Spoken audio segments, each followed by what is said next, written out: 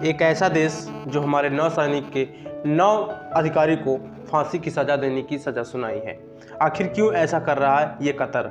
आइए बताते हैं इस कतर का इतिहास, भूगोल और सब कुछ जानकारी इस वीडियो में मिलने वाली। जो अभी तक चैनल पे नया है, चैनल को सब्सक्राइब कर लीजिए, बेल आइकन को प्रेस नहीं आइकन को प्रेस कर लीजिए। दोस्तों आइए जानते हैं और शुरू करते हैं पूरी कहानी। हम बात कर रहे हैं कतर की, जिसकी राजधानी है दोहा। दोस्तों कतर एक पूरी तरह से इस्लामिक देश माना जाता है। ऐसा माना जाता है इसका इतिहास 1867 से शुरू हुआ था, जब एक से इसका इतिहास माना जाता है। ऐसा माना जाता है यहाँ पर खलीफा के परिवारों के साथ मिलकर एक नई बस्ती बसाई गई। प्राकृतिक गैस की बढ़ती मांग ने 21वीं सदी के पहले दशक में अर्थव्यवस्था को नई ऊंचाइयों पर पहुंचा दिया। कतर को सापेक्ष के साथ खुद को मध्य पूर्व में अधिक प्रमुखता मिलना शुरू हो गई, लेकिन कतरी सरकार ने विदेशी विश्वविद्यालयों के लिए संग्रहालय और विस्तार पर परिसरों पर सहित प्रतिष्ठित सांस्कृतिक परियोजनाओं पर विशेष ध्यान देने का विकास जिम्मा लिया अपने ऊपर।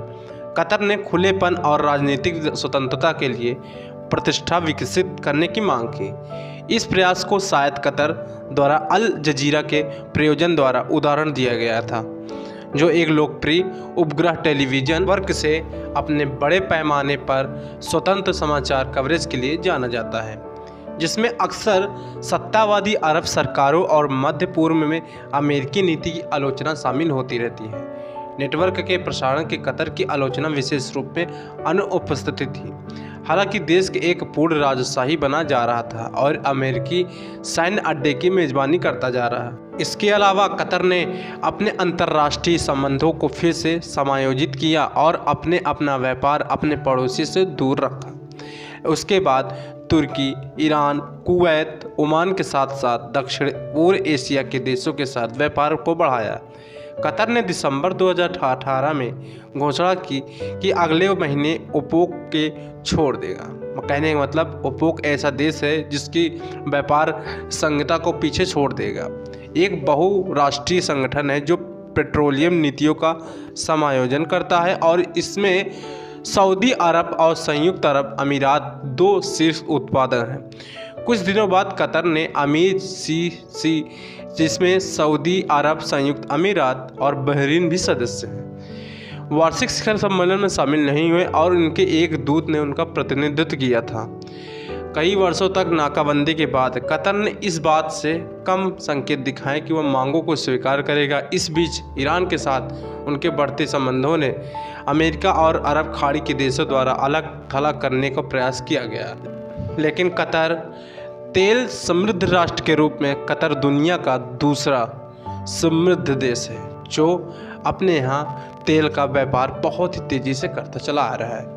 सन 1783 में कुवैत के अल खलीफ वंश ने यहाँ पर शासन करना शुरू किया था और तत्पश्चात यह तुर्की के अधीन रहा। प्रथम विश्व युद्ध के बाद यह ब्रिटेन संरक्षण में रहा, जो कि 1 सितंबर 1971 को अपनी स्वतंत्रता की घोषणा की। 3 सितंबर को एक स्वतंत्र राज्य बन गया। जब पूरी तरह से यह एक राज्य बन गया, उसके बाद इन्होंने अपना व्यापार फैलाना शुरू किया, जिसका काम तेल का था। इसने तेल के बदल पर अपने आप को अपने देश को एक अलग पहचान बनाई, जो आज कतर में हर तीसरा इंसान करोड़पति माना जाता है। इसीलिए वहाँ के लोग काफ़ी रईसी की ज़िंदगी जिया करते हैं। लेकिन कतर अपने इतिहास के पन्ने को थोड़ा पलटे तो जानता है वो क्या चीज़ है। लेकिन जो हाल फिलहाल में कतर के लिए एक नई जानकारी, एक नया मुद्दा बन के खड़ा हुआ है कि कतर में कतरवासियों ने भारतीय 9 अधिकारियों को लेकर एक ऐसी सज़ा सुनाई है जो हर भारतीय सुनकर हैरान और काफ़ी गुस्से में है।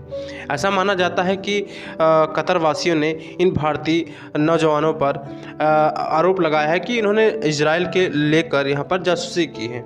इस वजह से इन्हें फांसी की सज़ा सुनाई दी गई है इनकी अदालत में। अगर हम बात करते हैं कतर में कितने % हिंदू बसे हैं, तो बताते हैं यहाँ पर 15.1% यहाँ पर हिंदू बसे हैं, लेकिन अधिकांश नागरिक सुन्नी मुसलमान हैं और लगभग सभी शिया मुसलमान हैं। अमेरिकी सरकार का अनुमान है 2020 तक मुसलमान की कुल आबादी 62% हो जाएगी, ईसाई की 13.7%, हिंदू की 15.9% और बौद्ध की 3.8% यहाँ पर जनसंख्या हो जाएगी।